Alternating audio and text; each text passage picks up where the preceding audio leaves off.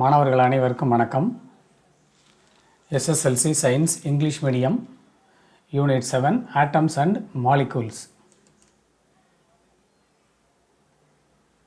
Part 2.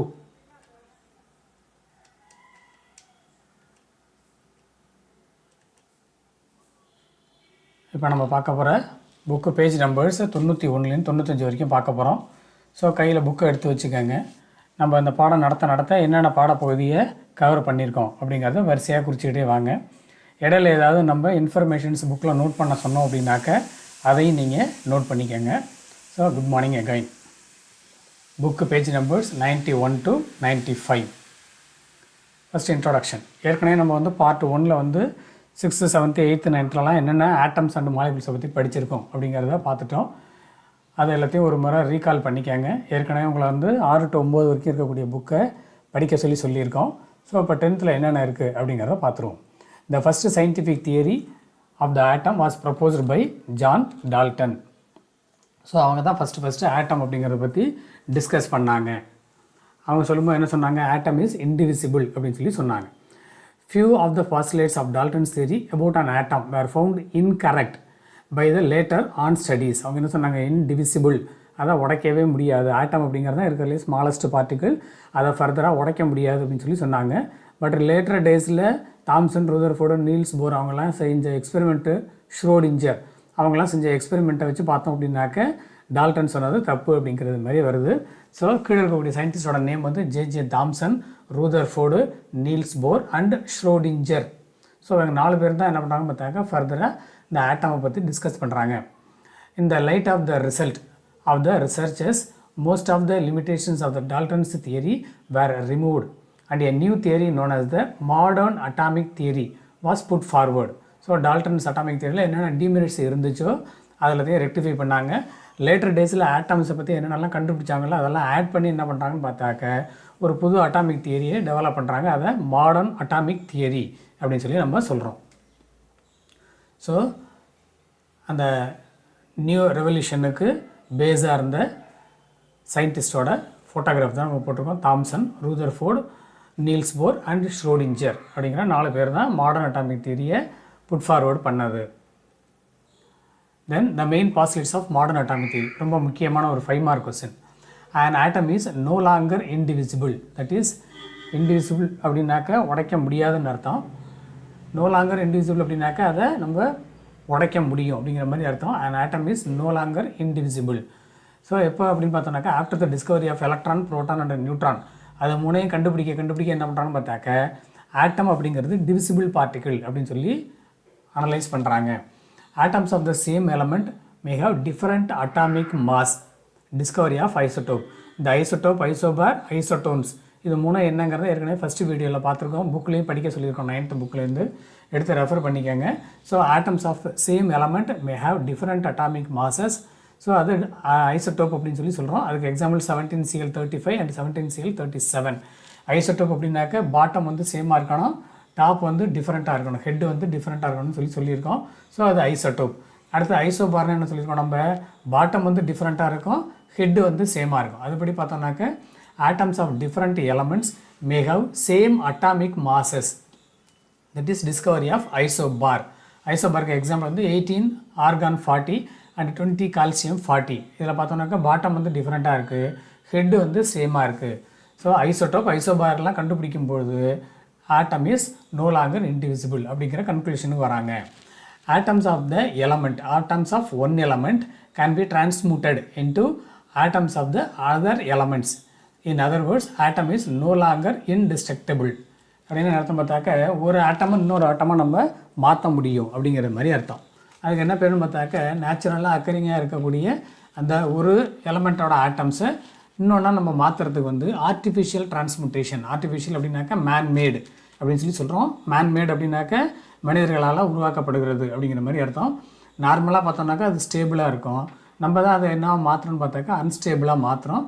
அது மாதிரி நம்மளாக மாற்றுறதுனால அதுக்கு என்ன பேருன்னு பார்த்தாக்க ஆர்டிஃபிஷியல் டிரான்ஸ்முட்டேஷன் அப்படின்னு சொல்லி பேர். Atoms may not always combine in a simple whole number ratio. Atoms may not always combine in a simple whole number ratio. கீழே எக்ஸாம்பிள் கொடுத்துருக்காங்க. இப்போ அதில் குளுக்கோஸ் பார்த்தோம்னாக்க கார்பன் வந்து 6 மாலிகுல்ஸ் இருக்குது, தென் ஹைட்ரஜன் வந்து 12, ஆக்சிஜன் வந்து 6. ஸோ இது மாதிரி ஃபார்ம் ஆகி தான் நமக்கு குளுக்கோஸ் அப்படிங்கிறது கிடைக்குது. எதுவுமே சேமாக இருக்கா சார் அப்படின்னா இல்லை. கார்பன் வந்து 12, ஹைட்ரஜனும் 12, ஆக்சிஜனும் 12 இருக்கான்னு கேட்டால் இல்லை, டிஃப்ரெண்ட்டாக இருக்குது. ஸோ அது என்ன ஹோல் நம்பரில் வேணாலும் இருக்கலாம். ஸோ C6H12O6 அப்படிங்கிற பார்த்தோம்னாக்க carbon is to hydrogen is to oxygen அப்படின்னு பார்த்தோம்னாக்க 60:12:6 ஆர் 1:2:1 அப்படிங்கிற ரேஷியோவில் கம்பைன்ட் ஆகிருக்கு. இதே சுக்ரோஸ் அப்படின்னு பார்த்தோம்னாக்க C12H22O11 அதுலேயும் கார்பன் ஹைட்ரஜன் ஆக்சிஜனோட ரேஷியோ பார்த்தோம்னாக்க 12:22:11 அப்படிங்கிற குவான்டிட்டியில் இருக்குது. So atoms may not always combine in a simple whole number ratio.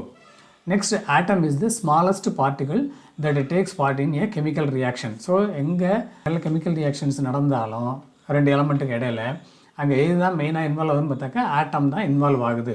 Sharing of electrons அப்படின்னு சொல்லி பின்னாடி பார்க்க போகிறோம். நம்ம ஏற்கனவே 9th பார்த்துருக்கோம் அதை. ஸோ அது கெமிக்கல் ரியாக்ஷன்ஸில் ஆட்டம்ஸ் தான் இன்வால்வ் ஆகுது அப்படிங்கிறத ஞாபகம் வச்சுக்கணும். The mass of an atom can be converted into energy.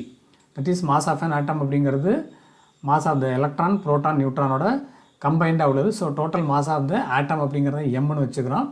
C அப்படிங்கிறது வெலாசிட்டி ஆஃப் லைட்டு அதோட ஸ்கொயர் போட்டு மல்டிப்ளை பண்ணோம் அப்படின்னாக்க நமக்கு வாட் இஸ் த எனர்ஜி அப்படிங்கிறது கிடச்சிடும். So mass of the atom M தெரிஞ்சிச்சு அப்படின்னாக்க அதோட எனர்ஜியை நம்ம கண்டுபிடிக்கலாம் அப்படிங்கிறது. இது ஐன்ஸ்டீன்ஸ் மாஸ் எனர்ஜி ரிலேஷன் புக்கில் குறித்து வச்சுக்கோங்க. ஐன்ஸ்டீன்ஸ் மாஸ் எனர்ஜி ரிலேஷன் அப்படின்னு குறித்து வச்சுக்கோ. தென் ஆட்டம் அண்ட் அட்டாமிக் மாஸ் அப்படிங்கிறத பற்றி பார்க்க போகிறோம்.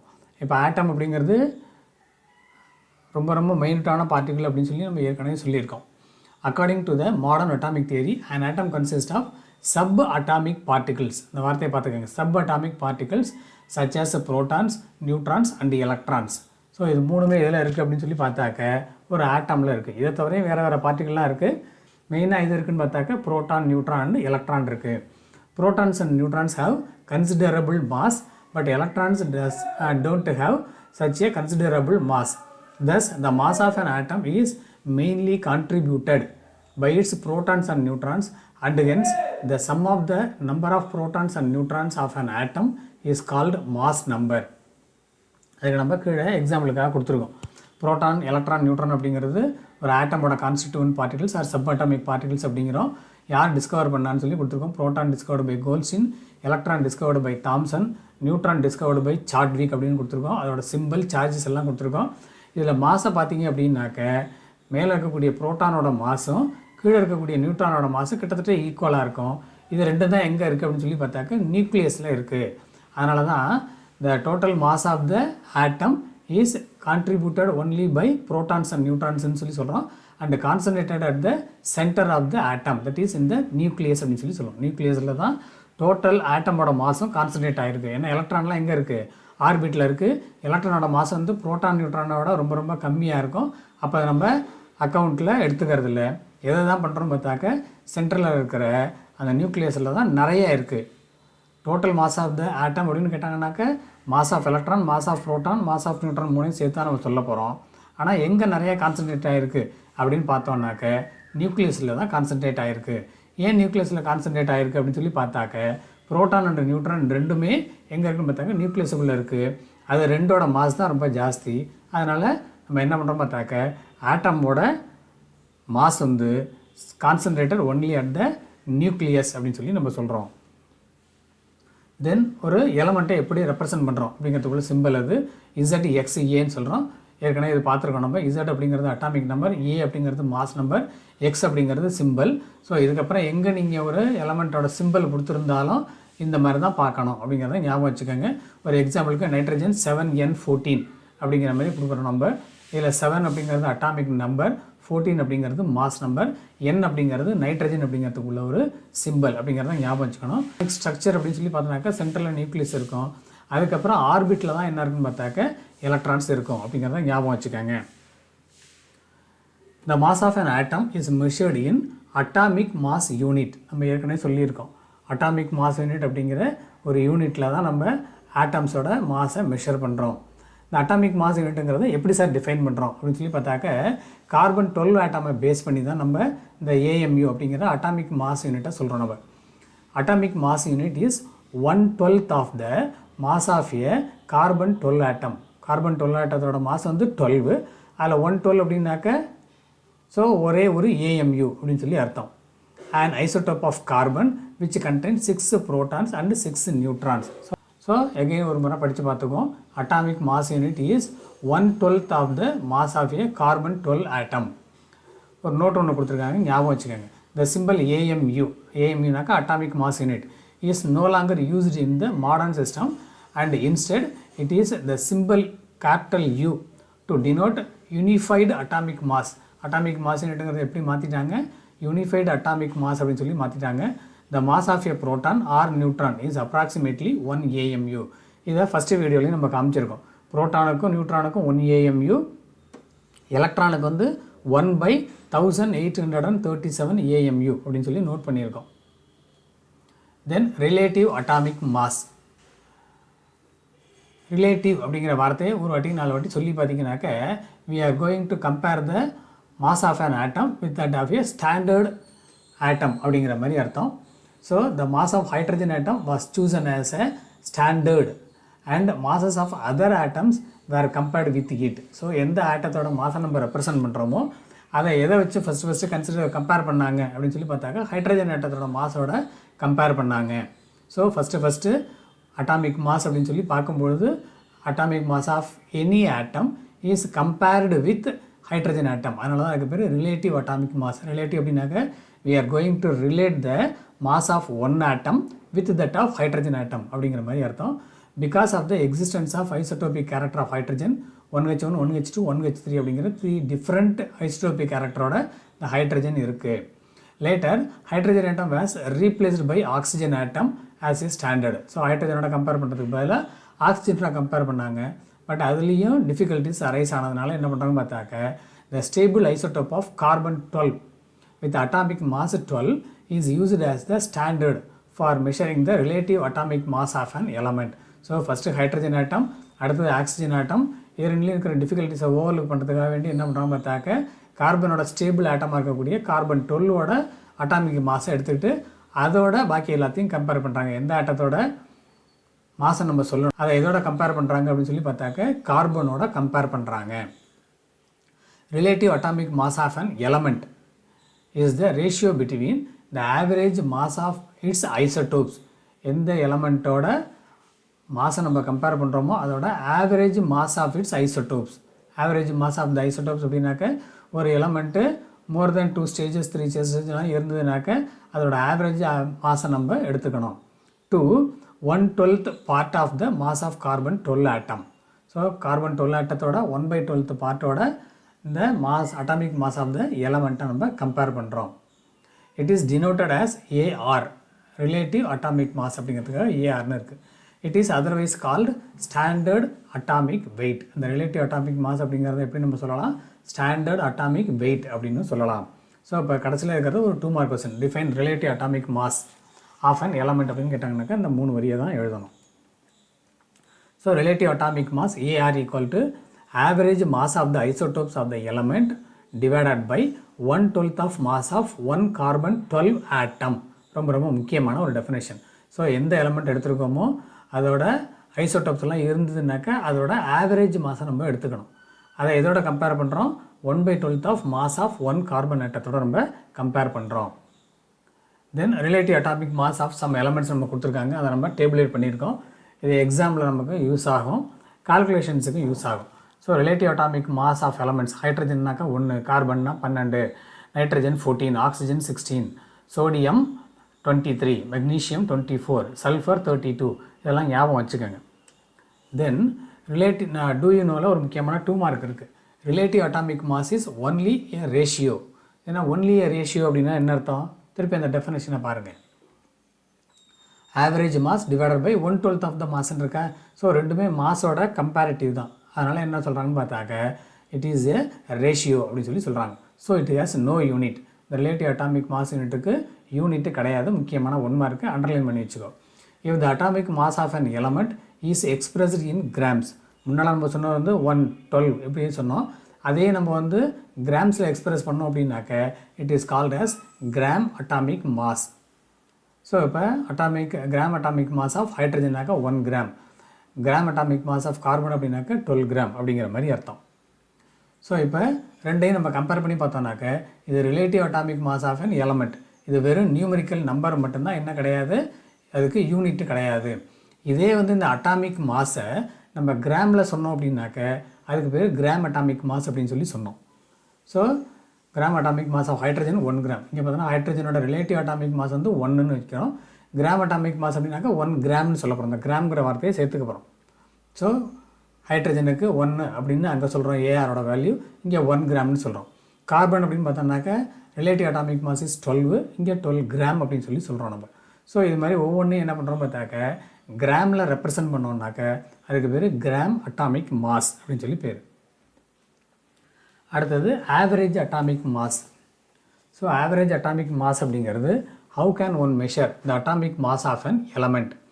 It is somewhat more complicated because most of the naturally occurring elements exist as a mixture of isotopes. So நிறைய எலமெண்டெல்லாம் நம்ம எர்த்துலேருந்து எடுக்கும்போது எப்படி இருக்குன்னு பார்த்தாக்க அதோட ஐசோட்டோப்போட தான் கம்பைண்டாக கிடைக்கிது. பியூர் ஃபார்மில் ரொம்ப ரேராக தான் இருக்கும். ஸோ ஐசோட்டோப்ஸோட தான் கம்பைண்டாக கிடைக்கிது. அப்படி ஐசோட்டோப்ஸோட கிடச்சிது அப்படின்னாக்க நம்ம அந்த ஐசோட்டோப் எடுக்கும்போது மோர் தேன் 1 எலமெண்ட்டை நம்ம நோட் பண்ணுறது மாதிரி இருக்கும். அப்போ அதோட ஆவரேஜ் மாஸை நம்ம ஃபைண்ட் அவுட் பண்ணால் தான் அது கரெக்டாக இருக்கும். அப்படிங்கிறத நம்ம ஆவரேஜ் அட்டாமிக் மாஸை ரெஃபர் பண்ணுறோம். பின்னால் ஒரு எக்ஸாம்பிள் சம் வருது, அதை பார்த்தா உங்களுக்கு கொஞ்சம் புரியும். இப்போ ஒரு எக்ஸாம்பிளுக்கு இந்த இடத்த பாருங்கள். ஸோ ஒரு எலமெண்ட் வந்து 50% of an isotope having mass of 9 AMU அது மாதிரி ஒன்று கிடைக்கிது. அதே எலமெண்ட்டோட அனதர் 50% வந்து ஹேவிங் மாஸ் 10 AMU கிடைக்கிது. ஸோ இது மாதிரி 2 ஐசோட்டோப்பாக அது கிடைக்கிது. பியூராக ஒரே ஃபார்மில் மட்டும் கிடைக்கல, பியூரஸ்ட் ஃபார்மில் மட்டும் கிடைக்கல, 2 ஐசோட்டோப்பாக கிடைக்கிது. அப்போ நம்ம ஏதாவது ஒன்றை மட்டும் அக்கௌண்ட்டில் எடுத்துக்கிட்டோம்னாக்க இந்த மாஸ் வந்து கரெக்டாக இருக்குமோ அப்படின்னாக்க இருக்காது. அப்போ தான் நம்ம எங்கே வரோம் பார்த்தாக்க ஆவரேஜ் அட்டாமிக் மாஸை வரும். இதுக்கு பேர் தான் நம்ம ஐசோட்டோபிக் ஃபார்ம் அப்படின்னு சொல்லி சொல்கிறோம். பியூர் ஃபார்மில் இல்லாமல் மிக்சர்ஸ் ஆஃப் ஐசோட்டோப்ஸாக அது கிடைக்குது. Thus, it is essential to consider this isotopic mixture while calculating the atomic mass of an element. Again, definition முக்கியமானது. The average atomic mass of an element is weighted average of the masses of its naturally occurring isotopes.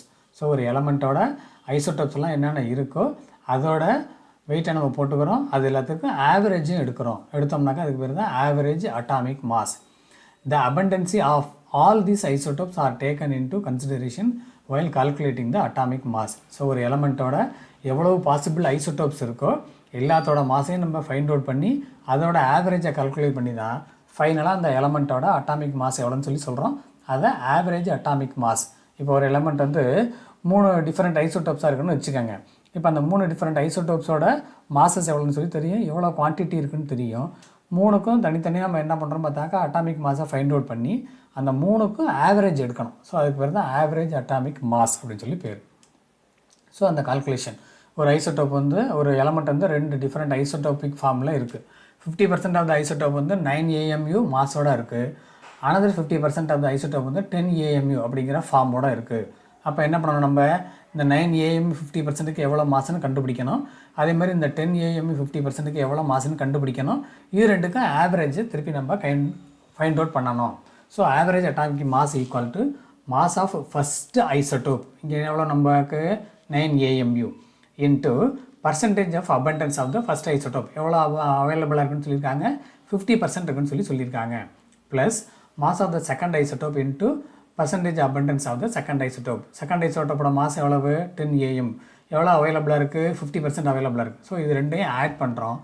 Add பண்ணி நம்ம so இப்போ பார்த்தோம்னாக்க first ஐசோட்டோப்போட அது பார்த்தோம்னாக்க 9 AMU எல்லாம் 9 போட்டுக்கிறோம். Into அதோட பர்சன்டேஜ் ஆஃப் அபண்டன்ஸ் பார்த்தோம்னாக்க 50%ங்கிறத 50/100ன்னு போட்டுக்கிறோம். இந்த 50/100 நம்ம கேன்சல் பண்ணால் 2 டைம்ஸ்னு வந்துடும். ப்ளஸ்ஸு செகண்ட் ஐசோட்டோப்பு அது எவ்வளோ AMU 10 AMU இருக்குது இன்ட்டு 50/100 போடுறோம். கேன்சல் பண்ணாக்கா 2 வரும். ஸோ 9 × 1/2 போட்டோம்னாக்கா 4.5. அதேமாதிரி 10 × 1/2 போட்டோம்னாக்கா 5. ஸோ ரெண்டையும் நம்ம ஆட் பண்ணோம்னாக்கா 9.5ன்னு வருது. அப்போ இந்த 9 AMU அப்படிங்கிற ஐசோட்டோப்போட மாசையும் நம்ம எடுத்துக்கிட்டு இருக்கோம். 10 AMU அப்படிங்கிற ஐசோட்டோப்போட மாசையும் எடுத்துருக்கோம். ரெண்டுக்கும் நம்ம என்ன பண்ணுறோம், எவ்வளோ பர்சன்டேஜ் அப்படிங்கிறத பார்த்துக்கிட்டு ஃபைண்ட் அவுட் பண்ணியிருக்கோம். ரெண்டுக்கும் உள்ள ஆவரேஜ் வேல்யூ 9.5 அப்படின்னு சொல்லி வந்துருக்கு நமக்கு. ஸோ இது பர்சன்டேஜ் ஆஃப் அபண்டன்ஸுக்கு தகுந்த மாதிரி என்ன ஆகும், இந்த குவான்டிட்டியும் மாறும் நமக்கு. அதனால் எவ்வளோ பர்சன்டேஜ் கொடுத்துருக்காங்களோ அதுக்கு தகுந்த மாதிரி பார்த்துக்கணும். ஸோ அனதர் எக்ஸாம்பிளாக நம்ம பார்க்க போகிறோம். The atomic mass of carbon given in periodic table is 12.01 அப்படின்னு பீரியாடிக் டேபிளில் நோட் பண்ணிப்பாங்க. நாட்டு 12 AMU. ஆனால் நம்ம ஜென்ரலாக என்ன யூஸ் பண்ணுறோம் பார்த்தாக்கா 12 AMU தான் யூஸ் பண்ணுறோம். ஆனால் பீரியாடிக் டேபிளில் எவ்வளோ கொடுத்துருக்காங்கன்னு பார்த்தாக்கா 12.01 அப்படின்னு கொடுத்துருக்காங்க. ஏன் இந்த டிஃப்ரென்ஸ் வந்தது அப்படின்னு சொல்லி பார்த்தோன்னாக்கா ஏற்கனவே நம்ம சொன்னோம், ஒரு எலமெண்ட்டு எத்தனை ஐசோடோபிக் ஃபார்மில் இருக்குது, எவ்வளோ பர்சன்டேஜ் ஆஃப் அபண்டன்ஸில் இருக்குன்னு சொல்லி சொன்னோம். இப்போ இந்த எக்ஸாம்பிளை பாருங்கள். ஃபஸ்ட்டு கார்பன் 12 அப்படிங்கிற ஐசோடோப்பும் கார்பன் 13 அப்படிங்கிற ஐசோடோப்பும் சேர்ந்தால் தான் நமக்கு கார்பன் அப்படின்னு சொல்லி சொல்கிறோம் நம்ம. இப்போ இந்த கார்பன் 12 அப்படிங்கிறது எவ்வளோ இருக்குன்னு பார்த்தாக்கா 98.9% இருக்குது. கார்பன் 13 எவ்வளோ இருக்குன்னு பார்த்தாக்கா 1.1% இருக்குது. இப்போ கார்பன் 12 அப்படிங்கும்போது அதோட அட்டாமிக் மாஸ் வந்து 12ன்னு அர்த்தம். கார்பன் 13 அப்படின்னு சொன்னோம்னாக்கா அதோட அட்டாமிக் மாஸ் வந்து 13ன்னு அர்த்தம். ஸோ கார்பன் 12 வந்து 98.9%, கார்பன் 13 வந்து 1.1%. ஸோ இப்போ கால்குலேஷன் வந்தோம்னாக்கா average atomic mass of carbon அப்படின்னு போட்டோம்னாக்கா ஃபஸ்ட்டு ஐசோடோப். ஸோ கார்பன் 12 அப்படின்னாக்கா அதோட மாஸ் வந்து 12 into percentage of abundance 98.9 divided by 100 plus carbon 13ஓட அட்டாமிக் மாஸ் வந்து 13 இன்ட்டு அதோட பர்சன்டேஜ் ஆஃப் அபண்டன்ஸ் வந்து 1.1 டிவைடட் பை 100. ஸோ இதை 100ஆல் கேன்சல் பண்ணாக்க 0.989 வந்துடும். ஸோ 12 இன்ட்டு 0.989 வந்து 11.868 அப்படின்னு சொல்லி வந்துடும். அதே மாதிரி இதை நம்ம டிவைட் பண்ணோம்னாக்கா 1.1 டிவைடட் பை 100 வந்து 0.011 வரும். அதை 13ஆல் மல்டிப்ளை பண்ணாக்கா 0.143 வரும். இப்போ இந்த 11.868ஐயும் 0.143ஐயும் ஆட் பண்ணோம்னாக்க விச் இஸ் ஈக்குவல் டு 12.011 AMUன்னு வரும். அதை தான் நம்ம என்ன பீரியடிக் டேபிள் நோட் பண்ணியிருக்காங்கன்னு பார்த்தாக்க 12.01. ஏன்னா இது வந்து பிலோ 5ங்கிறதுனால இதை எடுத்துக்கலாம், நம்ம 12.01 மட்டும் எடுத்துருக்கோம். So it is important to understand that if it is mentioned that atomic mass of carbon 12 is 12 AMU, it refers to the average atomic mass of the carbon isotopes. நம்ம கார்பன் 12 மட்டும் எடுத்துக்கல, carbon 13 மட்டும் எடுத்துக்கல, அது ரெண்டுக்கு இருக்கிற average atomic மாஸை refer பண்ணியிருக்கோம் அப்படின்னு அர்த்தம். Not the mass of the individual atoms of the carbon. இந்த கார்பன் 12 மட்டும் தனியாகவோ கார்பன் 13 மட்டும் தனியாகவோ நம்ம ரெப்ரசென்ட் பண்ணுறதுல கார்பன் 12 அப்படின்னு சொன்னாலே அதுக்குள்ள அட்டாமிக் மாஸ் வந்து 12 அப்படிங்கிற மாதிரி நம்ம அக்கௌண்ட்டில் எடுத்துக்கிறோம். Then calculation of average atomic mass of oxygen, இது அடுத்த எக்ஸாம்பிள். ஸோ இப்போ ஒரு எலமெண்ட் அப்படின்னு எடுத்தோம்னாக்க எவ்வளவு ஐசோடோபிக் ஃபார்மில் இருக்குது, எவ்வளோ பர்சன்டேஜ் ஆஃப் அபண்டன்ஸ்னு சொல்லி பார்க்கணும்னு சொல்லி நம்ம ஏற்கனவே சொல்லிட்டோம். இப்போ ஆக்சிஜனை கணக்கில் எடுத்தோம் அப்படின்னாக்க oxygen is the most abundant element in both earth crust and the human body. It exist as a mixture of 3 stable isotopes. 3 isotopic ஃபார்மில் ஆக்சிஜன் இருக்குது. அப்படின்னா என்ன பண்ணணும், நம்ம 3 டிஃப்ரெண்ட் அட்டாமிக் மாஸை ஃபைண்ட் அவுட் பண்ணி அதுக்குள்ளே தான் கால்குலேட் பண்ணணும். இப்போ ஃபஸ்ட் ஐசோடோப் வந்து 8O16, அது எவ்வளோ, அதோட மாசு 15.9949. எவ்வளோ பர்சன்டேஜ் ஆஃப் அபண்டன்ஸ்னு பார்த்தோன்னாக்கா 99.757. அதே மாதிரி O17 அது வந்து 16.9991, அதோட பர்சன்டேஜ் ஆஃப் அபண்டன்ஸ் வந்து 0.038. அப்புறம் O18 17.9992, பர்சன்டேஜ் ஆஃப் அபண்டன்ஸ் வந்து 205. இப்போ என்ன பண்ணணும், ஒவ்வொன்றுக்கும் நம்ம தனித்தனியாக கால்குலேஷன் போடணும். ஸோ 15.9949 இன்ட்டு அதோட பர்சன்டேஜ் ஆஃப் அபண்டன்ஸு அது ஃபஸ்ட்டு. செகண்டு 16.9991 இன்ட்டு அதோட பர்சன்டேஜ் ஆஃப் அபண்டன்ஸு 0.038, அதை டிவைடட் பை 100 போட்டோம்னாக்கா இந்த நம்பர் வந்துடும் நமக்கு. தென் 17.9992 இன்ட்டு அதோட பர்சன்டேஜ் வந்து 0.205 இருக்குது, அதை 100ஆல் டிவைட் பண்ணோம்னாக்கா 0.00205 வரும். எல்லாத்தையும் போட்டு மல்டிப்ளை பண்ணோம்னா எவ்வளோ வரும்னு பார்த்தாக்க 15.999 வரும். அதனால் நம்ம என்ன பண்ணுறோம் பார்த்தாக்க 16 அப்படின்னு சொல்லி ரவுண்டாக அதை கணக்கில் வச்சுக்கிறோம். அதே மாதிரி அடுத்த எக்ஸாம்பிள் போரான் ஒரு எக்ஸாம்பிள் இருக்குது.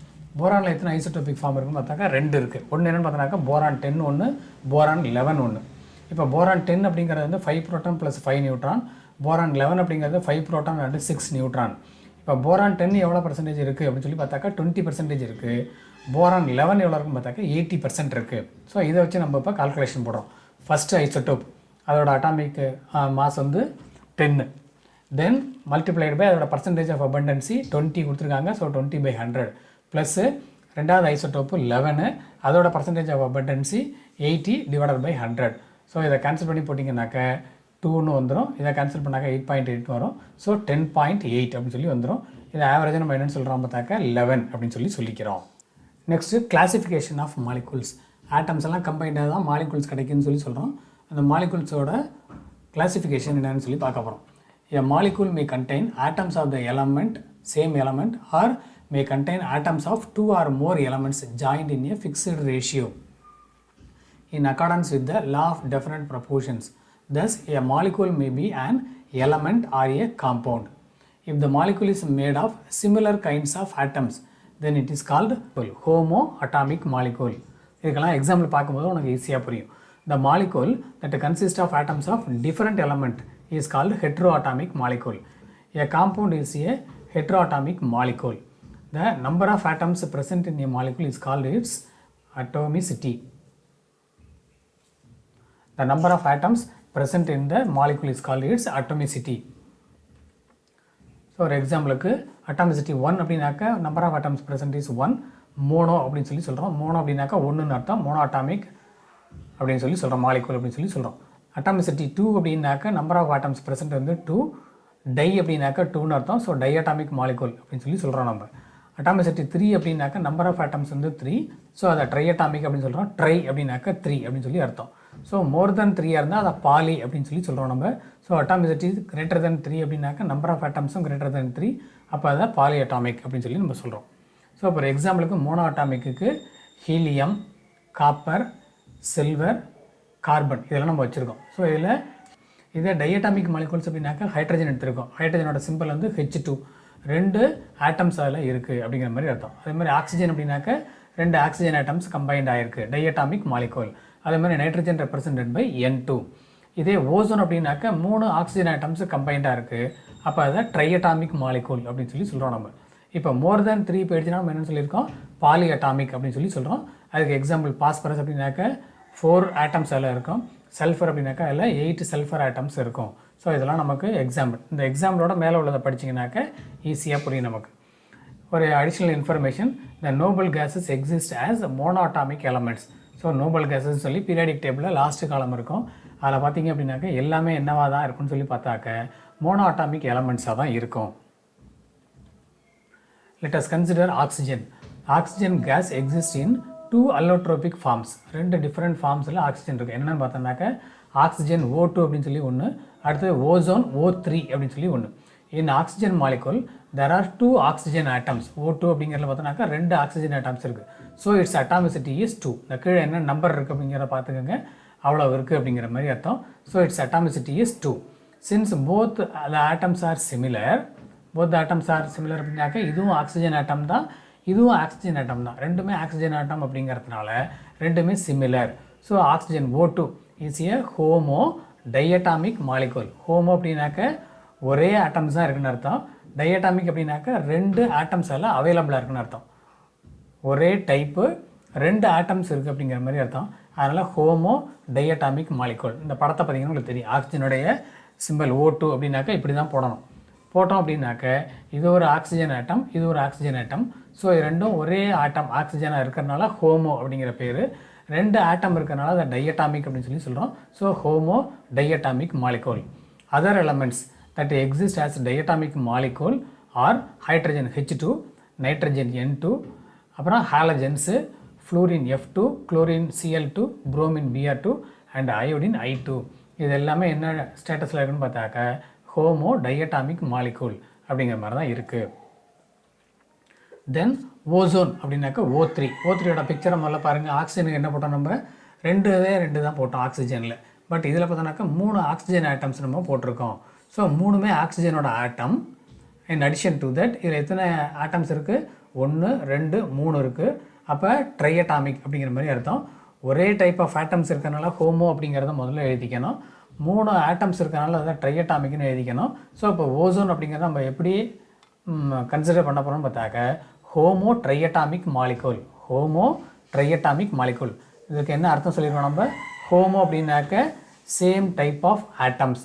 எல்லாமே என்ன ஆட்டம் தான் இருக்குது, ஆக்சிஜன் ஆட்டம் தான் இருக்குது, வேறு எதுவுமே அதில் கம்பைண்டாக இல்லை. ட்ரைஅட்டாமிக் அப்படிங்கிறதுக்கு என்ன அர்த்தம், 3 ஆட்டம்ஸ் அதில் இருக்குது அப்படிங்கிற மாதிரி அர்த்தம். ஸோ இந்த ஓசோன் அப்படிங்கிறத நம்ம என்ன சொல்கிறோம் பார்த்தாக்க 3 ஆக்சிஜன் ஆட்டம்ஸ் கம்பைண்டாக இந்த ஓசோன் ஃபார்ம் ஆகிருக்கனால அதுக்கு பேர் வந்து homo ட்ரைஅட்டாமிக் molecule. If A molecule condense more then 3 atoms அப்படின்னாக்க அதை பாலிஅட்டாமிக் மாலிகுல் அப்படின்னு சொல்லி நம்ம சொல்கிறோம். கன்சிடர் ஹைட்ரஜன் குளோரைடு இந்த இடத்துல இருக்குது. ஹைட்ரஜன் ஆட்டம்ஸும் இருக்குது, குளோரின் ஆட்டம்ஸும் இருக்குது. இது ரெண்டும் வேறு வேறு ஆட்டம்ஸாக, அதனால் இதை நம்ம ஹோமோன்னு சொல்ல முடியுமானா சொல்ல முடியாது. அப்படின்னா எப்படி சொல்ல போகிறோம்னு பார்த்தாக்க ஹெட்ரோ அப்படின்னு சொல்லி சொல்ல போகிறோம். ஹெட்ரோ அப்படின்னாக்க 2 டிஃப்ரெண்ட் ஆட்டம்ஸ் அப்படிங்கிற மாதிரி அர்த்தம். அதே மாதிரி இங்கே வாட்டரில் பாருங்கள் ஹைட்ரஜனும் இருக்குது, ஆக்சிஜனும் இருக்குது. ஸோ 2 டிஃப்ரெண்ட் இருக்கிறதுனால அதையும் நம்ம எப்படி சொல்கிறோம் பார்த்தாக்க ஹெட்ரோ அப்படின்னு சொல்லி சொல்ல போகிறோம். இப்போ இந்த ஃபஸ்ட்டு பிக்சரை பார்த்தோம்னாக்க ஹைட்ரஜன் குளோரைடில் ஹைட்ரஜன் இருக்குது, குளோரின் இருக்குது. ஸோ இப்போ ஹைட்ரஜன் குளோரினும் 2 ஆட்டம் சேர்ந்து தான் நமக்கு ஹைட்ரஜன் குளோரைடு அப்படிங்கிறது ப்ரொடியூஸ் ஆகிருக்கு. அப்படிங்கிறதுனால இது வந்து 2 டிஃப்ரெண்ட்டாக இருக்கிறதுனால ஹெட்ரோ, 2 ஆட்டம் இருக்கிறதுனால டையட்டாமிக் மாலிகூல் அப்படின்னு சொல்லி சொல்கிறோம். ஸோ ஹைட்ரஜன் குளோரைடு அப்படிங்கிறது ஹெட்ரோ டையட்டாமிக் மாலிகூல். ஸோ இப்போ எக்ஸாமில் இது மாதிரி ஏதாவது வேறு என்ன கொடுத்தாலும் நம்ம உடனே என்ன பண்ணணும்னு பார்த்தாக்க எத்தனை டிஃப்ரெண்ட் மாலிகூல்ஸ் இருக்குது அப்படின்னு சொல்லி பார்க்கணும். 2 டிஃப்ரெண்ட் ஆட்டம்ஸ் இருந்துச்சு அப்படின்னாக்க அப்போ அதை ஹெட்டிரோ அப்படின்னு சொல்லி சொல்கிறோம். 2 ஆட்டம்ஸ் கம்பைண்டாக இருந்தது அப்படின்னாக்க டையட்டாமிக் அப்படிங்கிறது சேர்த்துக்கணும். ஸோ ஹெட்டிரோ டையட்டாமிக் மாலிகூல் அப்படின்னு சொல்லி சொல்கிறோம். பட் வாட்டரில் பார்த்தோன்னாக்க 2 ஹைட்ரஜன் 1 ஆக்சிஜன் இருக்குது. மொத்தம் எத்தனை ஆட்டம்ஸ் இருக்குது? 3 ஆட்டம்ஸ் இருக்குது. அதனால் ட்ரையட்டாமிக். எல்லாமே வேறு வேறையாக இருக்குது. ஹைட்ரஜனும் ஆக்சிஜனும் வேறு வேறு, அதனால் ஹெட்டிரோங்கிற வார்த்தையை சேர்த்துக்கிறோம். ஸோ ஹெட்டிரோ ட்ரையட்டாமிக் மாலிகூல் அப்படிங்கிற மாதிரி இதை ஞாபகம் வச்சுக்கணும். That is hydrogen and chloride அப்படிங்கிற 2 ஆட்டம்ஸ் எல்லாம் இருக்குது. So it's atomicity is 2. It is a heterodiatomic molecule. Similarly, the water molecule contains 2 hydrogen atoms and 1 oxygen atom. So its atomicity is 3. It is a heterotriatomic molecule. Heterotriatomic. Hetero அப்படின்னாக்க 2 different atoms-ங்கிறத ஞாபகம் வச்சுக்காங்க. How many number of atoms are combined அப்படிங்கிறதுக்கு ட்ரையட்டாமிக்கா டையட்டாமிக்கான்னு நம்ம பார்க்குறோம். Hydrogen குளோரைடை பொறுத்தளவுக்கு 2 different atoms இருக்கிறனால அதை நம்ம டையட்டாமிக்னு சொல்கிறோம். அதை நம்ம ட்ரையட்டாமிக் அப்படின்னு சொல்லி நம்ம சொல்கிறோம். ஸோ ஹெட்டிரோ ட்ரையட்டாமிக் மாலிகூல் அப்படிங்கிற மாதிரி அர்த்தம். இப்போ இதில் ஒரு எக்ஸாம்பிள் கொடுத்துருக்காங்க. Classify the following molecules based on the atomicity and fill in the table. Fluorine, அப்புறம் carbon dioxide, phosphorus P4, sulphur S8, ammonia NH3, hydrogen chloride HI, sulphuric acid H2SO4, methane CH4, glucose C6H12O6, carbon monoxide CO, இதெல்லாம் இருக்குது. இப்போ இதை நம்ம என்ன பண்ணணும்னு பார்த்தாக்க இது ஹோமோ டையட்டாமிக் எது, ஹோமோ ட்ரையட்டாமிக் எது, ஹோமோ பாலியட்டாமிக் எது, அதேமாதிரி hetero டையட்டாமிக், hetero triatomic, hetero polyatomic எதுன்னு சொல்லி அதை பார்க்கணும். இப்போ டையட்டாமிக் அப்படின்னா என்ன சொல்லியிருக்கோம், நம்ம 2 ஆட்டம்ஸ் தான் இருக்குன்னு சொல்லியிருக்கோம். ட்ரையட்டாமிக்னா எத்தனை இருக்கும்? 3 இருக்கும். பாலியாட்டாமிக்னாக்கா மோர் தென் 3 இருக்கும். இப்போ இதில் எதெல்லாம் ஹோமோ அப்படின்னாக்கா ஒரே ஆட்டம் அப்படின்னாக்கா எதெல்லாம் ஹோமோ இருக்குது அப்படின்னு சொல்லி பார்த்தோம்னாக்க இதில் இந்த F2 மட்டும்தான் நமக்கு ஒரே ஃப்ளூரின் ஆட்டம்ஸு 2 இருக்குது. அப்போ இதை நம்ம ஹோமோ டையட்டாமிக் அப்படின்னு சொல்லி சொல்லலாம். நம்ம இதே ஹெட்டிரோ டையட்டாமிக் அப்படின்னா என்ன இருக்குதுன்னு பார்த்தோம்னாக்க இந்த HI நமக்கு இருக்குது. ஹைட்ரஜன் ஒன்று, அயோடின் ஒன்று, ரெண்டுமே வேறு வேறு, அதனால் அது ஹெட்ரோ. 2 ஆட்டம் இருக்கிறனால டையட்டாமிக். ஸோ இது மாதிரி நம்ம ஒன்றையும் கிளாஸிஃபை பண்ணி பார்க்கணும். பாலி அட்டாமிக்கில் என்னென்ன இருக்குது? P4 மோர் தென் 3 அப்படிங்கிறதுனால. அதேமாதிரி சல்ஃபர் அதுவும் மோர் தென் 3ங்கிறனால ஹோமோ பாலி அட்டாமிக்காக போயிடுச்சு. அடுத்தது ஹெட்டிரோ டையட்டாமிக்கில் வந்து CO இருக்குது. அடுத்தது ஹெட்டிரோ ட்ரையட்டாமிக்கில் வந்து CO2 இருக்குது. Next NH3, H2SO4, C6H12O6, CH4 எல்லாமே என்னென்னு சொல்லி பார்த்தோம்னாக்க பாலி ஹெட்டிரோ பாலியாட்டாமிக் அப்படிங்கிற மாதிரி அர்த்தம். இந்த HIயும் கொண்டு வந்து இந்த இடத்துல எழுதிக்காங்க. நீங்கள் ஹெட்டிரோ டையட்டாமிக் அப்படிங்கிறதுல இந்த HIயும் கொண்டு வந்து சேர்த்துக்கலாம். தேங்க்யூ.